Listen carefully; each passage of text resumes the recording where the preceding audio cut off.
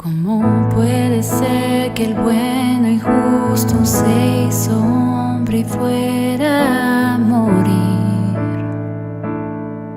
por el más vil pecador? Como siendo yo su enemigo, el sufrimiento en mi lugar tomó en aquella cruz y cargó mi maldad sobre él. Su rectitud por la fe mía es.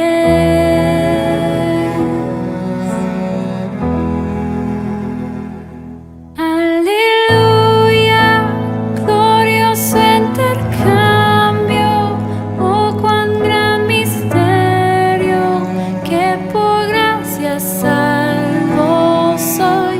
Aleluya, gloria sea Cristo, por su sacrificio declarado justo soy en él.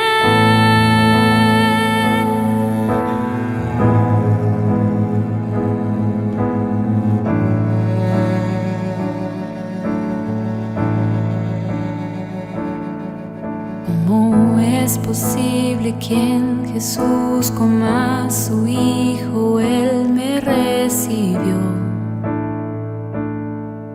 Y su nombre llevo hoy, su perfecta vida de obediencia al Padre al yo creer, Él me otorgó y perdón me dio, pues cargó mi maldad sobre él.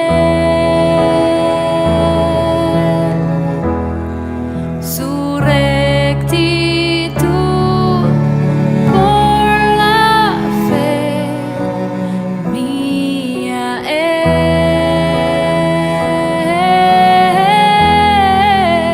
es. Aleluya,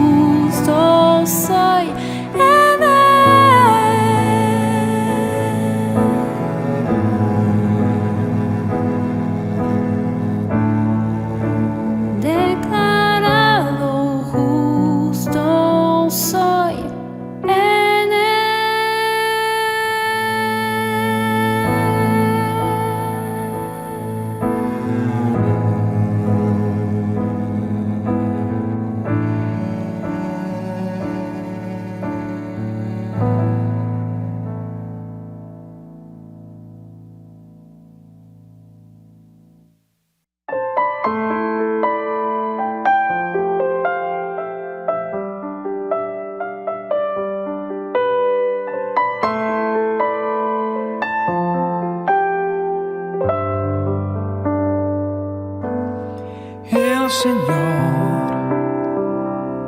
es mi pastor y nada me faltará.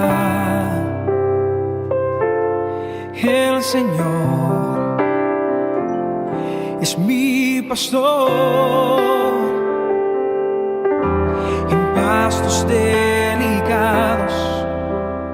Él me hará descansar junto a aguas de reposo. Me pastoreará, confortará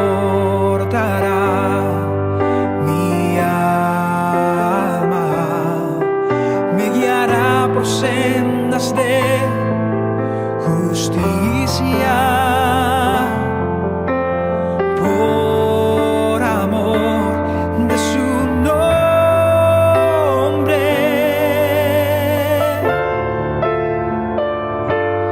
el Señor es mi pastor y nada me faltará. Y el Señor es mi pastor en pastos delicados. Él me hará descansar junto a aguas de reposo.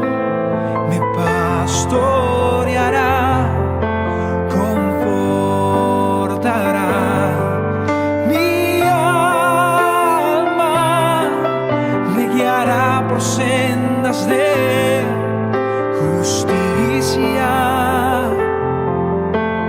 Por amor de su nombre,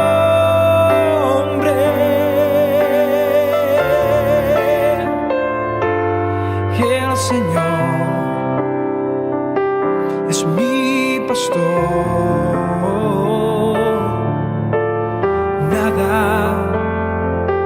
me faltará. El Señor es mi pastor y nada me faltará. Oh, y nada me faltará. Nada me faltará. Nada me faltará.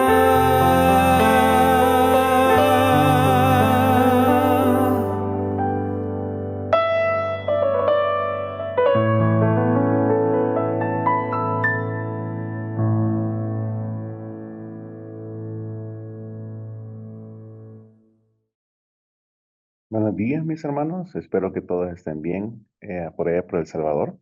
Para mí es un privilegio estar con ustedes de nuevo para poder seguir estudiando el Evangelio según San Lucas. Y antes que nada, entreguemos este tiempo en las manos del Señor en oración, ¿sí? Gracias, Padre, porque tú nos has permitido estar acá reunidos, Señor. Gracias porque nos permites estar viendo esta transmisión. Te pido, Padre, que seas tú hablando a través de tu Santo Espíritu, a través de mi boca, Señor, que seas tú explicando la palabra, que expongas fielmente esta palabra que se dará esta mañana, Señor. Padre, yo lo dejo todo esto a las manos de tu Santo Espíritu y te pido, Padre, que seas tú transformando nuestras vidas por medio de esta palabra, que no solamente la escuchemos, sino que la podamos entender, Señor, que la podamos pensar, que la podamos vivir, Señor, y que la podamos compartir con otros. Te bendecimos, te exaltamos y te entregamos ese tiempo a ti. En el nombre de Cristo Jesús oramos. Amén. Amén.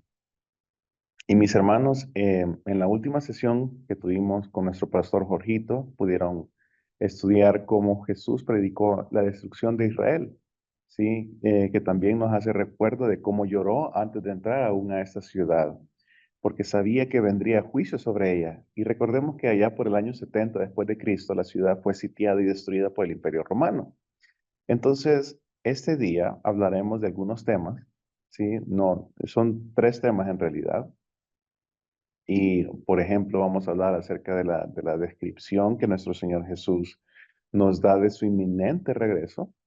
Nos hablará una parábola acerca de la higuera y cómo hemos de vivir hasta que Él regrese. Así que leamos la primera parte. Yo se la voy a leer en la versión de Nueva Biblia de las Américas, eh, que va del capítulo, Lucas capítulo 21, sí, capítulo 21, versículos del 25 al 28.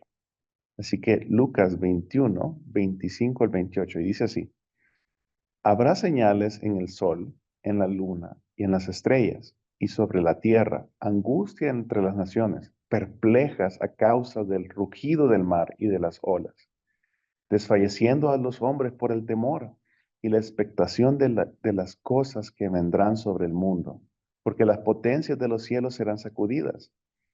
Versículo 27. Entonces verán al Hijo del Hombre que viene en una nube con poder y gran gloria.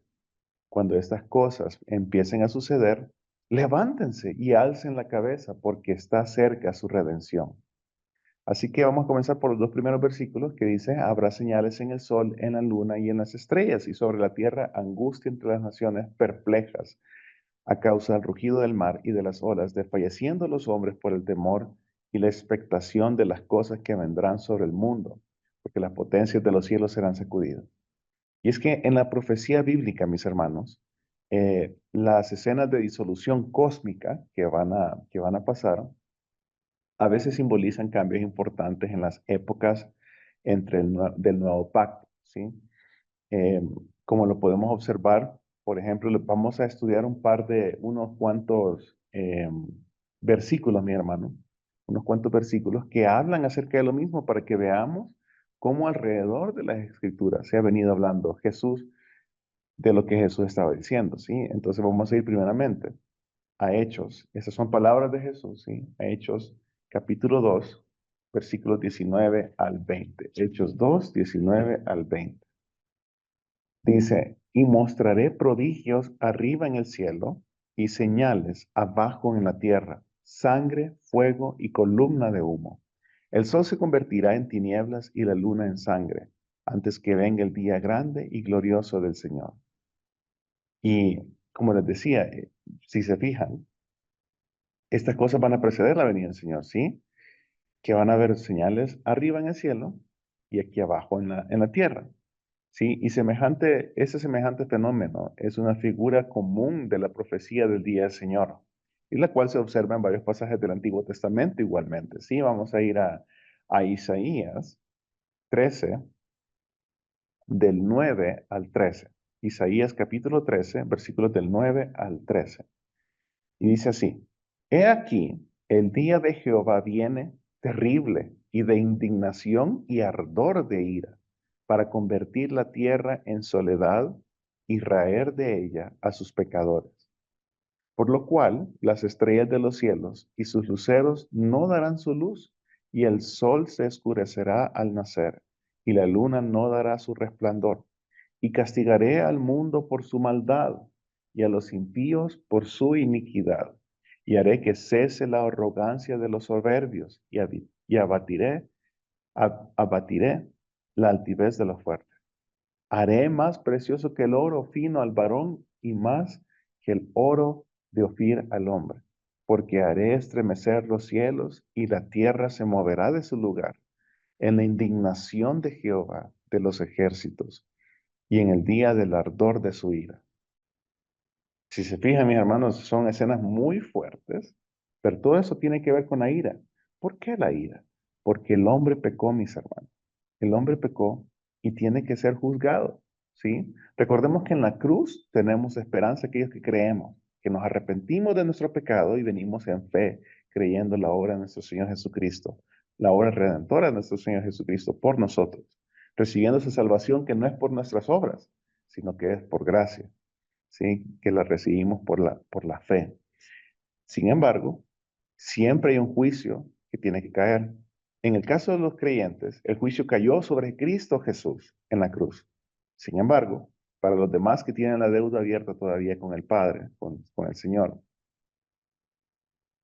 tiene que haber una ira, ¿sí? La misma ira que cayó sobre Jesús va a caer sobre el resto del hombre que no es creyente, ¿sí? Entonces, si se fijan, todas estas cosas es porque esa copa de ira caerá sobre la creación que está en pecado, sujeta al pecado porque el hombre pecó, e igualmente sobre aquel hombre, los hombres que no creen, que no creen.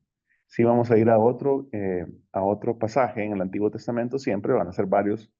Vamos a ver 3 libros más. Vamos a ir a Ezequiel, capítulo 32, Ezequiel, capítulo 32, versículos del 7 al 8. Les voy a dar un tiempecito para que lo busquen, Ezequiel 32, del 7 al 8. Igualmente, yo recuerden que se los estoy leyendo en la nueva versión, Nueva Biblia de las Américas, se llama. Entonces, capítulos 32, versículos 7 al 8, se los leo.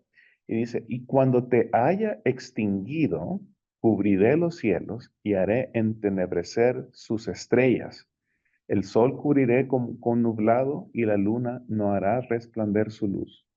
Haré entenebrecer todos los astros brillantes del cielo por ti y pondré tinieblas sobre tu tierra, dice Jehová el Señor. Sí, dice Jehová el Señor. Si se fijan, está hablando siempre de cómo se entenebrecerán los cielos y cómo se va a oscurecer los cielos y que los astros no darán su luz. Vamos a ir un poquito más adelante al libro de Joel, Joel, capítulo 2, versículo 10. Joel 2, 10. Dice así, delante de él temblará la tierra, se estremecerán los cielos, el sol y la luna se oscurecerán, y las estrellas retraerán su resplandor. Delante de él temblará la tierra, delante de Dios, ¿no? Temblará la tierra, se estremecerán los cielos, el sol y la luna oscurecerán, y las estrellas retraerán su resplandor. Ahora vamos a Joel 2:31, un poquito más adelante, versículo 31. El sol se convertirá en tinieblas y la luna en sangre, antes que venga el día grande y espantoso de Jehová. Fíjense bien que ya da ahí que todos estos eventos, y es lo mismo que Jesús decía, ¿no? Van a pasar antes que venga el día grande y espantoso de Jehová. Vamos a ver, siempre están en Joel, capítulo 3, versículo 15. Joel 3:15. Dice, delante de él temblará la tierra, se estremecerán los cielos, el sol y la luna se oscurecerán y las estrellas retraerán su resplandor.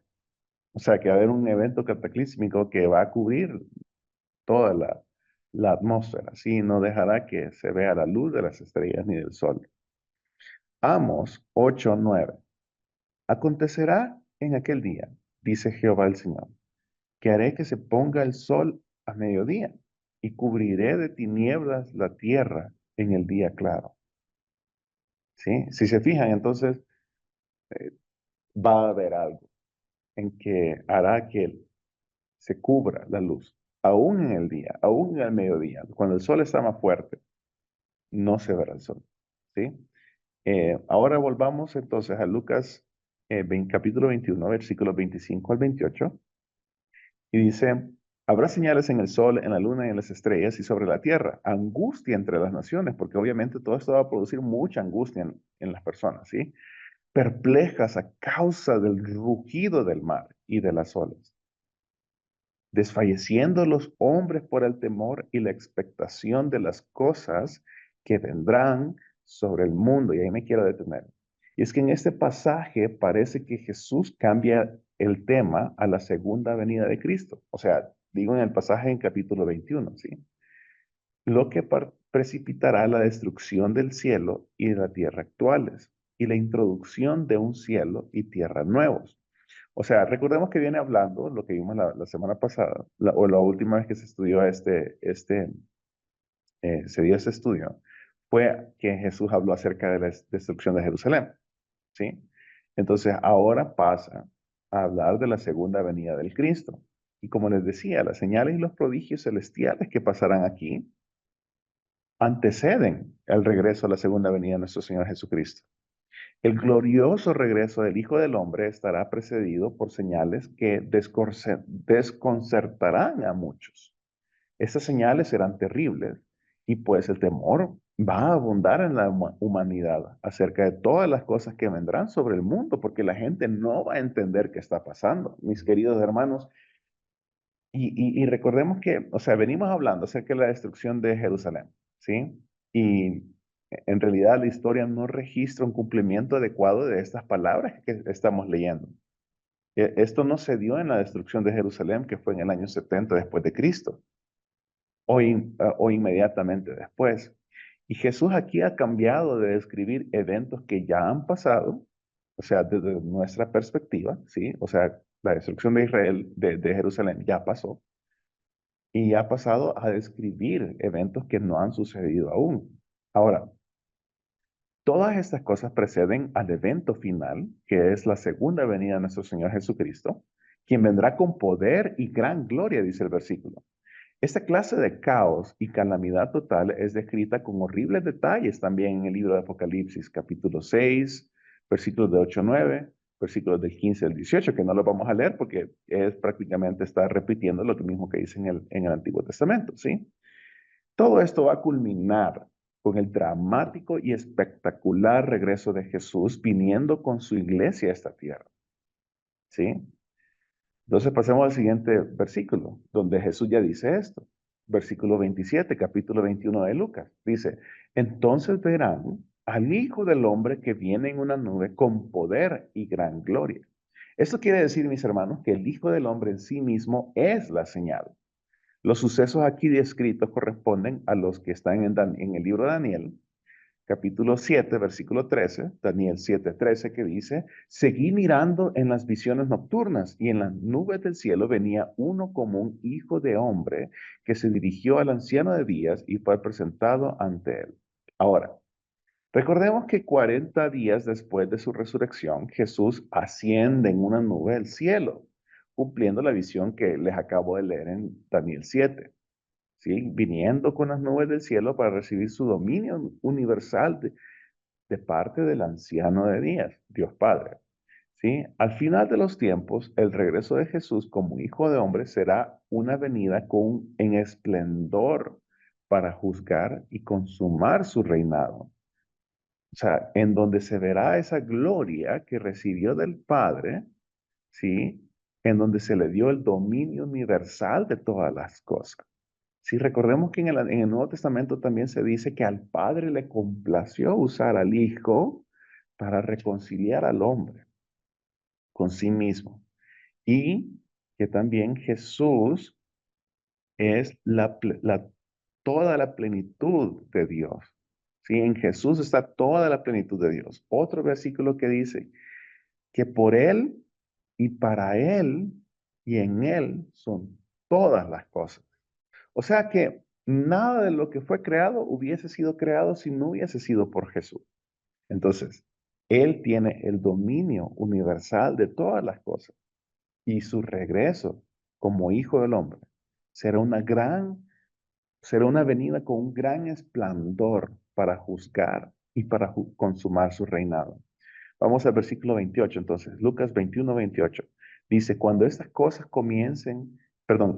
cosas empiecen a suceder, levántense y alcen la cabeza, porque se acerca su redención. Las tribulaciones y señales espantosas que caracterizan los últimos días, mis hermanos, son un motivo de gran expectación, de gozo y de triunfo para el creyente verdadero. Por eso dice, levántense y alcen la cabeza. Y esto es un simbolismo de animarse porque está cercana nuestra redención.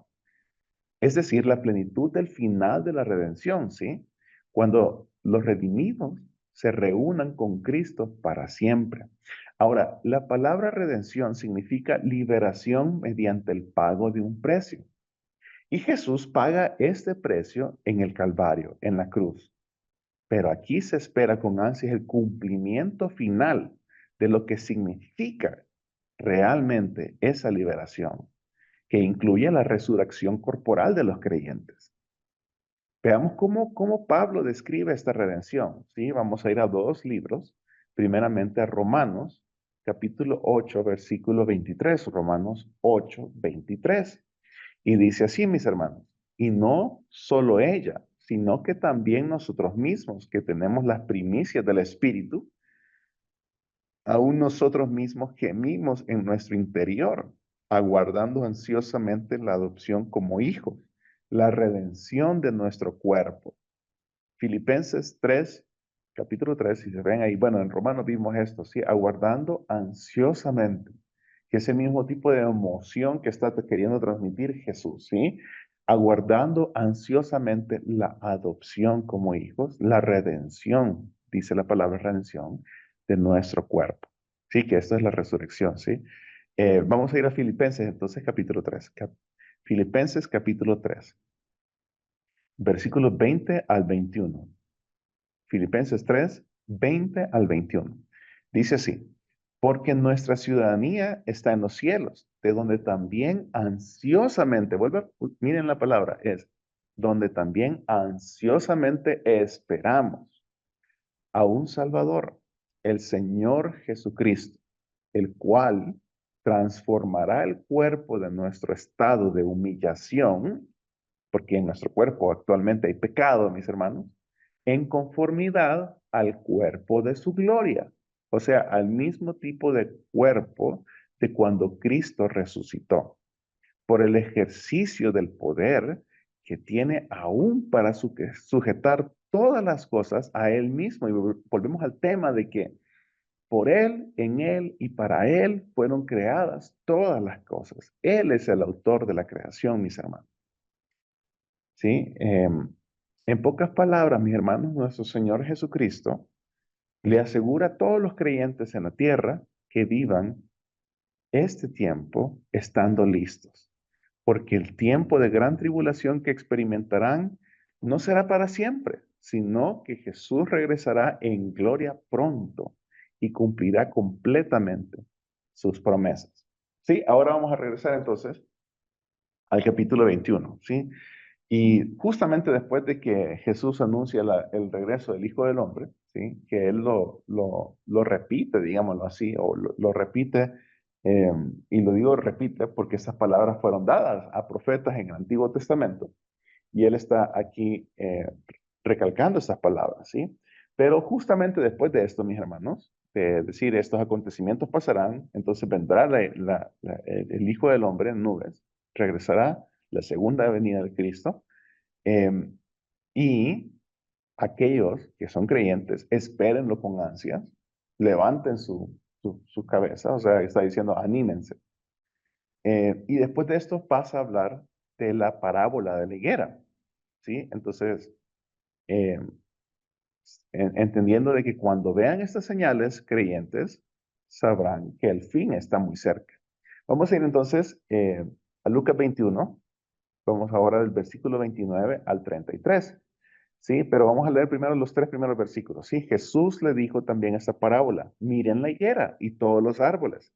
Cuando ya brotan las hojas, al verlo, ustedes mismos saben que el verano ya está cerca. Asimismo, ustedes, cuando vean que suceden estas cosas, sepan que el reino de Dios está cerca.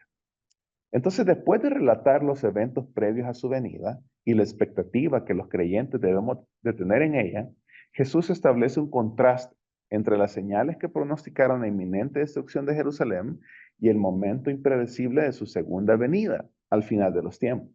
Este contraste, junto con su afirmación de que no pasará esta generación hasta que todo haya sucedido, que ya la vamos a leer, que vamos a leer en el versículo 32, dice, puede sugerir que Jesús está volviendo al tema de los traumas de la destrucción de Jerusalén. La aparición de hojas en los árboles anuncia que el verano está cerca. Cuando de sus ramas comienzan a brotar hojas, falta poco para la llegada del verano. Igualmente, cuando los dolores de parto, ¿sí?, finales comiencen el regreso de Cristo, entonces sabremos que este final estará cerca. Entonces las señales nos dicen que el reino está cerca. Según algunos comentaristas interpretan de esto particularmente, es que aparentemente Cristo se refiere a la transición del antiguo pacto al nuevo pacto, representada por la caída de Jerusalén y la difusión del evangelio entre los gentiles. Vamos a ir entonces al versículo 32 que dice, en verdad les digo, no pasará esta generación hasta que todo suceda.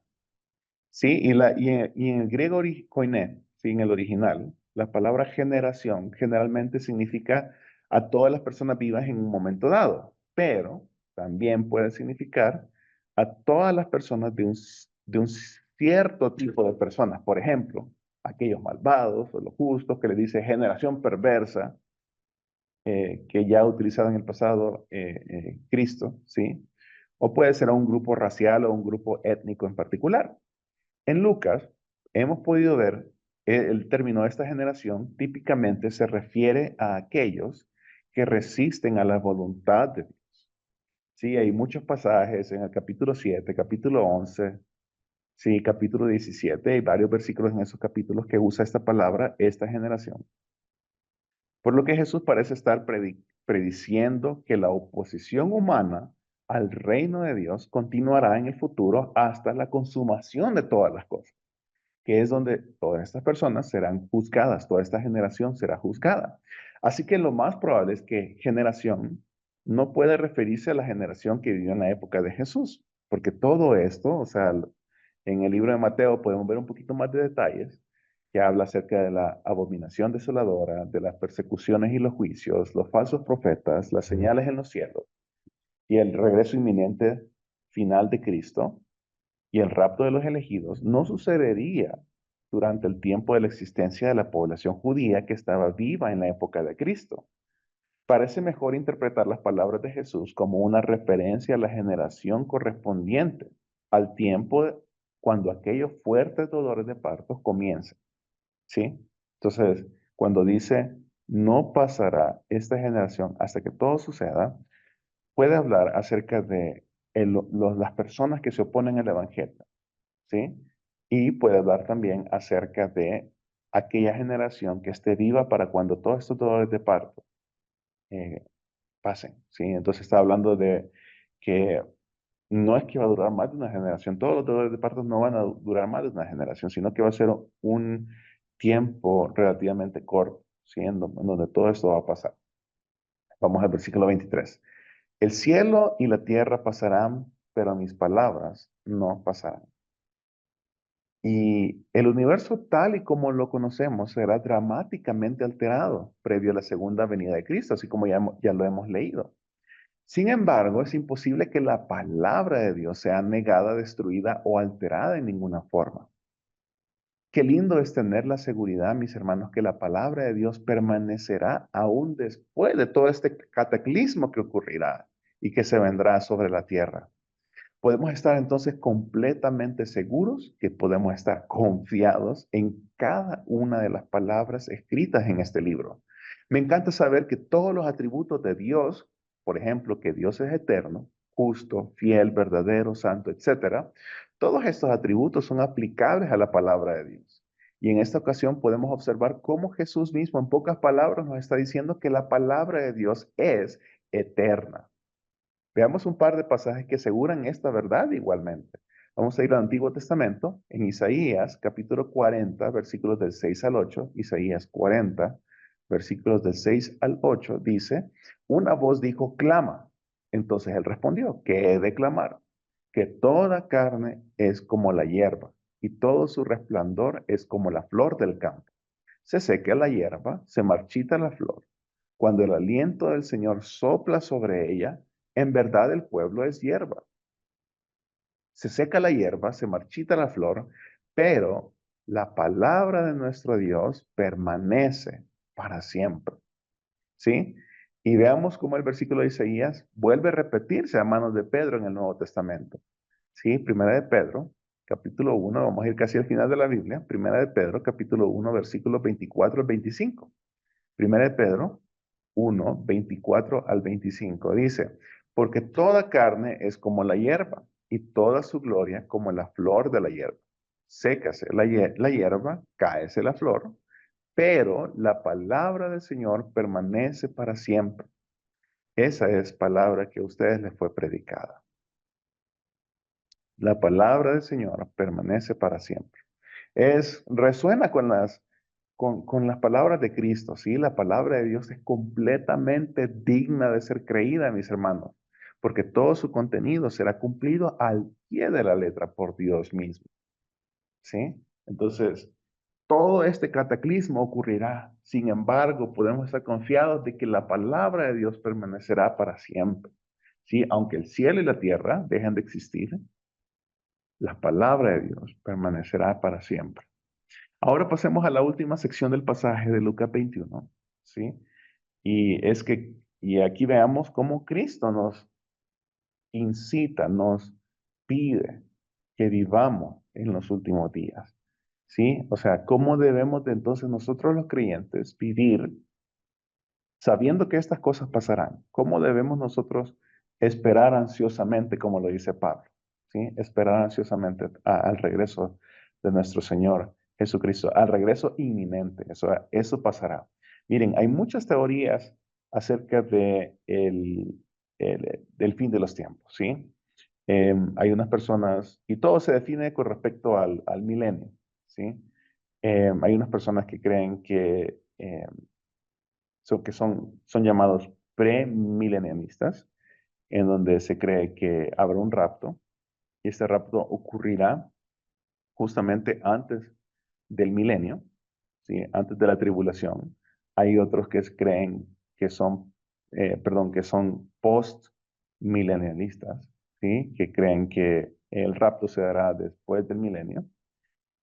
Y hay otros, o sea, recordemos que los pre y los post creen que habrá un tiempo de tribulación de 7 años, ¿sí? En donde 3 años y medio, los pre creen que eh, eh, pasará el milenio, ¿sí? En medio de estos 3 años y medio, ¿sí? Ahí pasará entonces la iglesia raptada pre-tribulación también, ¿sí? Y premilenio. Y los otros creen que va a ser post-milenio, que son los postmilenialistas, y hay otros que creen que son los amilenialistas, que, eh, que creen que el milenio se inauguró con la primera venida de Cristo, ¿sí?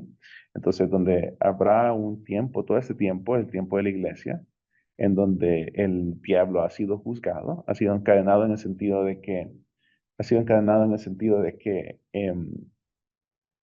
eh, los poderes del mal y el maligno no pueden prevalecer en contra de la iglesia, ¿sí? Y entonces, no es que estas personas creen que no, que el regreso, o sea, que no va a haber digamos que una tribulación en donde Israel es el centro, sino que la iglesia es el centro, porque hay un nuevo Israel, ¿sí? Entonces, va a ocurrir todas estas calamidades ocurrirán, pero no es que Cristo viene dos veces, primera vez con el rapto de la iglesia y en segunda vez ya con el juicio final, sino que Cristo viene una sola vez. Y lo que pasa con lo del rapto es de que en el Antiguo Testamento, bueno, no en el Antiguo Testamento, pero las costumbres antiguas eran de que, por ejemplo, cuando un ejército venía de ganar una batalla, lo que hacían es que llamaban una escorte, ¿sí? Llamaban a ciertas personas del pueblo, que eran personas importantes, para que antes de que el ejército entrara a la ciudad, entonces estas personas los acompañaran. Los llamaban a estas personas, se unían al ejército y estas personas entraban juntamente con el ejército y todo el pueblo lo recibía con grandes loores, ¿sí? Celebrando la victoria que había tenido el ejército. Entonces, la idea es de que la iglesia recibirá a Cristo, o sea, entrarán con Cristo, serán llamados, así como esta corte era llamada, y entrarán al mundo y vendrán con Cristo, ¿sí? En su segunda venida. Entonces viene su venida y hay un juicio una sola vez. Entonces, esto es lo que crean los aminadistas. Pero independientemente, lo que, cómo se vayan a dar las cosas, lo que podemos creer, y quien no crea esto está completamente errado, porque estas tres posiciones creen lo mismo, es de que el Señor Cristo Jesús vendrá por segunda vez, ¿sí? O sea, ese regreso es inminente y esa es una doctrina central y principal del Evangelio, ¿sí? Así que, mis hermanos, ese día pasará. Ahora, Cristo nos incita aquí a que vivamos de cierta manera, ¿sí? Vamos a ir al versículo 34 y así vamos a terminar todo el texto que vamos a estudiar esta mañana. Esta es la tercera parte, versículos 34 al 38. Dice, estén alerta, no sea que sus corazones se carguen con disipación, embriaguez y con las preocupaciones de la vida y que aquel día venga súbitamente sobre ustedes como un lazo, porque vendrá sobre todos los que habitan sobre la superficie de la tierra. Y vamos a comenzar con eso que dice, estén alerta, no sea que sus corazones se carguen. Y debemos de mirar por nosotros, porque hay ciertas cosas que harán que uno esté desprevenido. ¿Sí? La disipación en la Reina Valera dice la glotonería y embriaguez de los afanes de esta vida. Como una de estas cosas puede hacer que no estemos preparados para el día del regreso de Jesús. De acuerdo a un comentarista, Morris, embriaguez literalmente se refiere a la resaca que llega después de un tiempo de intoxicación. Sí, puede ser por alcohol. Todas estas cosas han de ser prevenidas porque hacen que el corazón se cargue y que nos robe paz. ¿Sí? Dado que aquel día vendrá sobre todos los habitantes de la tierra, Jesús ha vuelto al tema de su segunda venida y el fin de los tiempos, que surgirá de repente como una trampa, no solo sobre los impíos, sino que también sobre ustedes, los creyentes. Es lo que está diciendo Jesús. Está hablando de nosotros, sus discípulos. Estas palabras de Jesús me recuerdan a lo que Pedro menciona en Segunda de Pedro. Si vamos a ir a Segunda de Pedro, capítulo 3, versículos del 10 al 13. Segunda de Pedro 3, 10 al 13 dice, pero el día del Señor vendrá como un ladrón, en el cual los cielos pasarán con gran estruendo y los elementos serán destruidos con un fuego intenso, y la tierra y las obras que hay en ella serán quemadas. Puesto que todas estas cosas han de ser destruidas de esta manera, ¿qué clase de personas no deben ser ustedes en santa conducta y en piedad, esperando y apresurando la venida de Dios, del día de Dios, en el cual los cielos serán destruidos por fuego y los elementos se fundirán con intenso calor? Pero según su promesa, nosotros esperamos nuevos cielos y nueva tierra, en los cuales mora la justicia. Y mis hermanos, para todo el mundo, el día del Señor vendrá de sorpresa. Sin embargo, los creyentes deben estar esperando y apresurando la venida del Señor. O sea, a los creyentes no nos agarrará por sorpresa, no nos debe de agarrar por sorpresa, sino que estamos esperando este día. ¿Sí? Versículo 36 del capítulo 21. Dice, pero velen en todo tiempo orando. Vean lo que Cristo Jesús está diciendo, pero velen en todo tiempo orando para que tengan fuerzas para escapar de todas estas cosas que están por suceder y puedan estar en pie delante del Hijo del Hombre. Y la vigilancia y la oración son deberes cristianos hasta el fin de los tiempos, mi hermano. Cristo pide a los creyentes que estén en guardia de dos maneras prácticas. Primero, que velen, que es un llamado a estar conscientes y alertas en todo peligro potencial, y que velen orando, ¿sí? Orando. Enfatiza la constante necesidad del creyente de la ayuda divina en este esfuerzo. Incluso los creyentes no tienen en sí mismos los recursos necesarios. En nuestra carne no tenemos los recursos necesarios para estar alerta ante cualquier peligro espiritual que pueda fácilmente sorprender. Cualquiera que esté velando nunca será atrapado por sorpresa si esta persona está orando, ¿sí? En un sentido menor y más inmediato, en lo concerniente a la destrucción de Jerusalén, aquellos que escucharon y obedecieron a Jesús escaparon de la terrible destrucción que vino sobre la ciudad, ¿sí? Eso se debe a que la segunda venida de Jesús tiene dos aspectos diferentes separados por un tiempo apreciable. El primer aspecto es que llega repentinamente, ¿sí? De forma inesperada, como un lazo, en un tiempo de paz y seguridad. El segundo llega con gran anticipación a un mundo casi destruido por el juicio de Dios con la segunda venida de Jesús a la tierra desde el cielo, acompañado por su pueblo. Sí, por eso dice, pero velen en todo tiempo, orando para que tengan fuerzas para escapar de todas estas cosas que están por suceder y puedan estar en pie delante del Hijo del Hombre. Aunque los creyentes no se les promete una inmunidad a todo este cataclismo, a los males en la vida de este mundo caído, se les asegura que serán perseguidos por su fe, por ejemplo. La sangre y la justicia de Jesús los protegerán de la ira de Dios. ¿Sí? Eso sí es una promesa, que la sangre y la justicia de Jesús nos protegerán de la ira de Dios que vendrá sobre los malvados al fin de la historia. Aquellos que estemos listos para el primer aspecto de su venida, seremos tenidos por dignos de escapar de todas estas cosas, las cuales serán una gran calamidad, ¿sí? Toda la calamidad que vendrá sobre la tierra, ¿sí? Y también se nos promete que vamos a estar en pie delante del Hijo del Hombre. Y estos somos aquellos, ¿sí? Que seremos tomados junto con Jesús para reunirnos con Él en el aire, para escapar de la tribulación que vendrá en la tierra, ¿sí? Lo que Jesús habló en esta parte del registro de Lucas, en el discurso de los olivos, ¿sí? Se aplica a todos aquellos que están sobre la tierra. O sea, el juicio vendrá sobre todos los habitantes de la tierra. No solamente los que vivían en Jerusalén, en Judea. Jesús es muy explícito que dice o sea, dice el versículo solo para se lo voy a volver a leer, ¿no? Sí. Dice el versículo. Estén alerta, no sea, versículo 34 otra vez, no sea que sus corazones se carguen con disipación, embriaguez y las preocupaciones de la vida, y aquel día venga súbitamente sobre ustedes como un lazo, porque vendrá sobre todos, no solo a los habitantes de Jerusalén, sino que todos los que habitan sobre la superficie de la tierra, ¿sí? Todos los que habitan en la superficie de la tierra. Mis amados hermanos, todos los discípulos de Cristo deben estar vigilantes. Debemos estar vigilantes, siempre alertas y vigilantes en oración, mis hermanos, porque no podemos estar vigilantes sin la oración. Y estar vigilantes a qué? A la espera de la llegada de nuestro Maestro, a la espera de la llegada de nuestro Señor. ¿Sí? Y esto y puedan estar en pie delante del Hijo del Hombre significa que puedan recibir la salvación que Dios ha prometido para los creyentes en el último día de la historia. ¿Sí?